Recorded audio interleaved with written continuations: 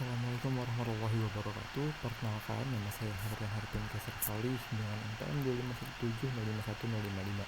Jadi pada video kali ini saya ingin membuat tugas pengganti atas ketidakhadiran saya pada pertemuan 3 responsi aljabar linear, yang dimana pada saat itu membahas terkait matriks dan operasinya. Oke, kita langsung aja kita masuk dalam modulnya. Jadi pada pertemuan ketiga itu membahas matriks dan operasi. Untuk capaian pembelajaran sendiri yaitu adalah agar kami para mahasiswa semester 2 prodi ilmu komputer itu dapat memahami pengertian matriks sebagai representasi sistem persamaan linear, dapat menyatakan sistem persamaan linear ke dalam bentuk matriks, dapat mengidentifikasi jenis-jenis matriks, dapat melakukan operasi dasar pada matriks secara manual, dan yang terakhir itu dapat memahami sifat-sifat operasi matriks sebagai dasar metode aljabar linear lanjutan. Oke, mungkin langsung masuk ke dalam materinya. Mulai dari definisi matriks terlebih dahulu. Matriks itu adalah susunan bilangan yang diatur dalam baris dan kolom serta dibatasi oleh tanda kurung. Secara umum, matriks dengan M baris dan N kolom itu dituliskan sebagai berikut. Nah, begini ya. Jadi baris itu disusun mendatar atau horizontal, dan kolom itu disusun secara vertikal atau vertikal atau menurun. Mulai dari A11, A12, ini kalau secara itu kalau dihitung secara baris, kalau dihitung secara kolom jadi A11, A21 dan segala macamnya. Angka pertama itu menunjukkan barisnya dan angka kedua menunjukkan kolomnya. Seperti itu. Orde matriks itu menyatakan ukuran matriksnya, yaitu banyaknya baris dan kolom. Itu sebagai berikut: M kali N. Jadi M itu barisnya dan N itu kolomnya. Jadi angka pertama itu baris dan angka kedua itu adalah kolom. Seperti itu. Masuk kepada lanjut, matriks itu sebagai representasi dari ekspon atau dari sistem persamaan linear. Jadi misalnya kita punya persamaan linear sebagai berikut: 2x plus 3y sama dengan 7, terus persamaan keduanya 3x dan y sama dengan 1. Di situ kita ada dibagi menjadi 3, ada matriks koefisien, vektor variabel, dan vektor konstanta. Koefisien pada persamaan ini kayak misal 2x plus 3, jadi angka 2 dan angka 3, terus angka 1 dan angka min 1 di x di persamaan kedua itu masuk ke dalam matriks koefisien. Jadi bisa kita susun ke dalam matriks. Jadinya kita kasih nama matriks itu matriks A. Jadi matriks A itu sama dengan 2, 3, 1 dan min 1. Kita ambil dari sini 2, 3, 1, min 1. Kita ambil koefisien dari variabelnya. Terus ada vektor variabel, itu kita ada variabel apa aja sih di persamaan ini, yaitu ada x dan ada y, ada variabel x dan variabel y. Makanya kita bikin vektor variabelnya itu adalah x dan y. Sekarang vektor konstanta itu adalah matriks yang isinya itu adalah hasil dari persamaan di atas, dari persamaan SPL yang ada disajikan. Jadi kan sini hasilnya ada 7 dan 1. Nah, di sini vektor konstantanya itu isinya 7 dan 1. Sehingga SPL dapat dinyatakan secara ringkas sebagai AX sama dengan B. Untuk ini menjadi dasar pembahasan determinan inverse dan metode eliminasi. Nah, ini bakal dibahas di pertemuan selanjutnya di bagian determinan inverse dan juga metode eliminasi. Oke, lanjut. Di jenis-jenis matriks itu ada 10 jenis matriks. Mulai dari pertama itu ada matriks baris, yang mana matriks baris itu dia cuma memiliki satu baris doang, jadi cuma memanjang ke samping doang.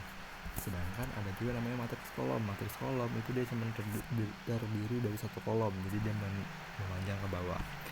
Terus ada matriks persegi. Matriks persegi itu dia jumlah baris dan jumlah kolomnya sama, jadi panjang baris dan panjang kolom itu sama, makanya itu disebut matriks persegi. Matriks nol, yang yaitu adalah matriks yang mana semua elemen di dalamnya itu bernilai 0. Ada matriks identitas. Matriks identitas itu adalah matriks persegi dengan diagonal utama bernilai 1. Jadi kalau misal dia matriks persegi terus diagonalnya dari baris pertama kolom pertama ke baris terakhir kolom terakhir itu nilai 1, itu namanya matriks identitas. Terus ada matriks diagonal. Matriks persegi yang semua elemen di luar diagonal utama bernilai 0. Jadi Matriks diagonal itu adalah matriks persegi yang mana semua elemen selain baris pertama, kolom pertama sampai baris terakhir, kolom terakhir itu nilainya 0. Jadi yang punya nilai itu cuma dari ujung kiri atas sampai ujung kanan bawah secara diagonal gitu. Ada matriks scalar. Matriks diagonal dengan semua elemen diagonal bernilai sama. Jadi sama kayak matriks diagonal, cuman dia nilainya itu sama semua. Dan lain sisanya masih 0. Terus matriks segitiga atas, matriks persegi yang semua elemen di bawah diagonal utama bernilai 0. Jadi yang ada nilai itu cuma di diagonal utama dari kiri atas sampai kanan bawah, dan ke atasnya itu dia ada nilainya, sedangkan sisanya itu 0. Terus matriks segitiga bawah dia kebalikan dari matriks segitiga atas, jadi yang bernilai 0 itu adalah di bagian atas diagonal utamanya, sisanya ada nilainya. Terus ada terakhir itu ada matriks persegi panjang, yang dimana matriks tapi jumlah baris dan jumlah kolomnya itu tidak sama, itu namanya matriks persegi panjang. Oke, lanjut ke operasi dasar matriks. Pertama itu ada penjumlahan dan pengurangan matriks. Untuk penjumlahan dan pengurangan itu sama aja kayak penjumlahan dan pengurangan biasa, cuman bedanya ya dia ada posisinya. Dan syarat untuk bisa dilakukan penjumlahan dan pengurangan matriks itu hanya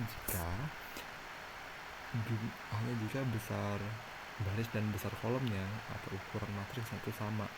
Kalau misalnya beda, dia nggak bisa dijumlahkan ataupun nggak bisa dikurangkan seperti itu. Jadi elemen satu ditambah dengan elemen satu ya dia dijumlahkan atau dikurangkan dengan posisi yang sama seperti di matriks yang satunya lagi itu. Gini. Lanjut ada perkalian matriks dengan skalar. Jika K adalah bilangan skalar dan A adalah matriks, maka KA sama dengan K dikali A IJ. Contoh, ini dia perkalian matriks dengan bilangan bulat biasa. Jadi kalau misalnya bilangan bulat biasa, di sini contohnya ada 2 dikali matriks 1, min 1, 3, dan 0 itu sama dengan, jadi angka 2 itu dikali dengan semua elemen yang ada dalam matriks, hanya hasilnya jadi 2, min 2, 6, dan 0. 2 kali 1, 2, 2 kali min 1, min 2, 2 kali 3, 6, dan 2 kali 0, 0. Terus ada perkalian 2 matriks. Syarat agar bisa dikalikan antara 2 matriks itu adalah jika jumlah kolom matriks pertama sama dengan jumlah baris matriks kedua, baru dia bisa dikalikan. Ini ada persamaan sih, misal contoh di matriks 2 kali 2, jadi A dan B. Jadi cara perkaliannya itu adalah 1 dikali 2 ditambah 2 kali 1 itu untuk elemen pertamanya. Terus di sampingnya elemen kedua itu ada 1 kali 0 ditambah 2 kali 5, misalnya 3 kali 2 tambah 4 kali 1, dan elemen terakhir itu 3 kali 0 tambah 4 kali 5, dan hasilnya 4, 10, 10, dan 20.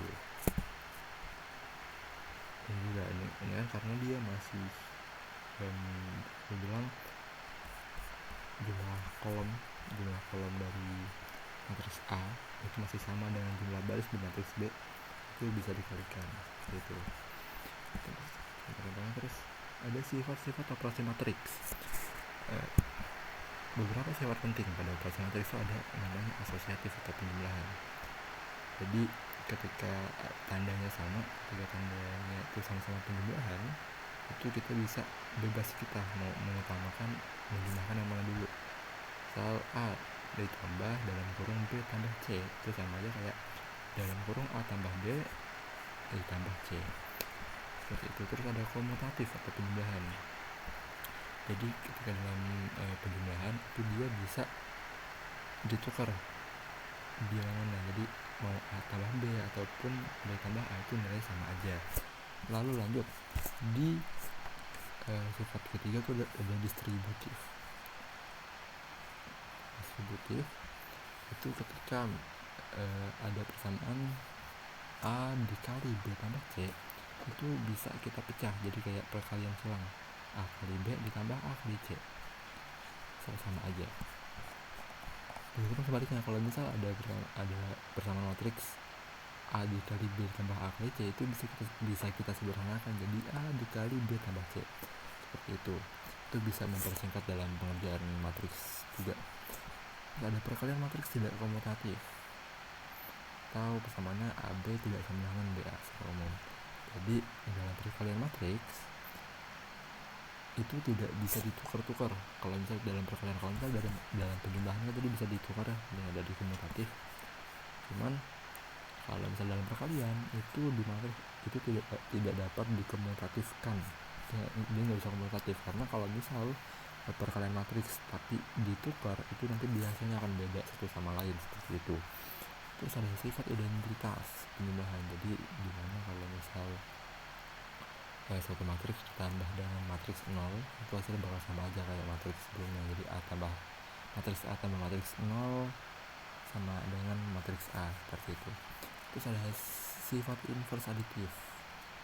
Jadi ketika ada matriks A ditambah dengan minus matriks A itu sama aja kayak 0. Jadi sama aja kayak A dikurang A sama dengan 0. Iya, sama matriks 0 itu. Lanjut ada sifat asosiatif, itu dalam perkalian ya. Jadi dalam perkalian itu kan tadi nggak bisa komutatif kan. Kalau komutatif itu dia dalam penjumlahan, sedangkan dalam perkalian dia bisa juga ditukar-tukar. Kayak misalnya sebelumnya nih bukan ya, ada asosiatif dalam penjumlahan, dia kan bisa ditukar nih dalam kurung ya, kita bisa bebas mau ngerjain yang mana dulu. Nah di dalam perkalian juga sama, dia ada sifat asosiatif juga dalam perkalian. Jadi mau ngerjain A kali B dulu baru kali C, ataupun B kali C dulu baru B kali A, itu sama aja hasilnya. Ada sifat